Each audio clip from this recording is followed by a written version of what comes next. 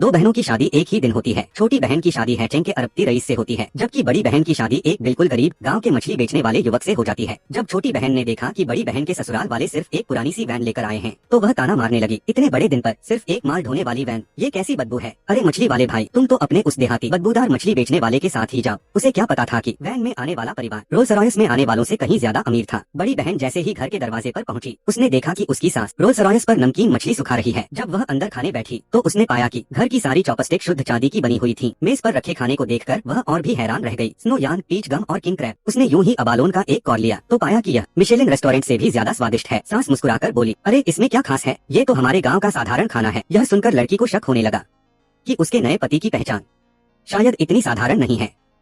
इसी बीच पति उसे शादी का तोहफा देता है, एक पैकेट जो मछली के शल्कों से भरा हुआ लगता है।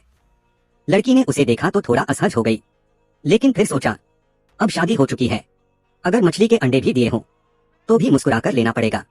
लेकिन जैसे ही उसने पैकेट खोला, लाल कपड़े के अंदर सोने के ढेर सारे कंगन निकले। लड़की यह देखकर बुरी तरह घबरा गई, उसकी आंखें हैरानी से फैल गईं। ये तो बहुत भारी हैं, पूरे के पूरे सोने के कंगन हैं। कहीं ये ज्यादा तो नहीं हो गया? इतना सोना थोड़ा ज्यादा साधारण नहीं लगता, मैं कोई और तोहफा ले आऊं। यह देखकर सास को गलतफहमी हो गई। उन्हें लगा कि बहू को ये सोने के कंगन पसंद नहीं आए। वह तुरंत बोल पड़ी, अरे मेरा बेटा तो बिल्कुल ही नासमझ है, लड़कियों को क्या पसंद होता है, इसे कुछ समझ ही नहीं। इतना कहकर वह बेटे को डांटने लगी, मैंने तुमसे कितनी बार कहा है, पैसे खर्च करने में कंजूसी मत किया करो। ये क्या टूटे फूटे सामान उठा लाए हो, ऐसा तोहफा कौन देता है। पति घबरा गया, वह तुरंत अपनी जेब से एक और बेहद खूबसूरत डिब्बा निकालता है।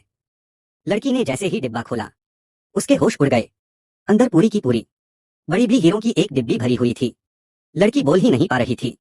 पति झेंपते हुए बोला, अगर ये भी पसंद नहीं आया तो कोई बात नहीं, हम फिर कुछ और ले लेंगे। लड़की मन ही मन सोचने लगी, ये गो परिवार आखिर है कौन सा परिवार। इसके बाद पति ने कहा, चलो तुम्हें घर का फार्म दिखाता हूँ। थोड़ी ही देर में दोनों एक बेहद विशाल जलाशय के किनारे पहुंच गए। जहां तक नजर जा रही थी पानी और जमीन फैली हुई थी, और लड़की को धीरे धीरे समझ आने लगा कि उसके पति का साधारण परिवार असल में बिल्कुल भी साधारण नहीं।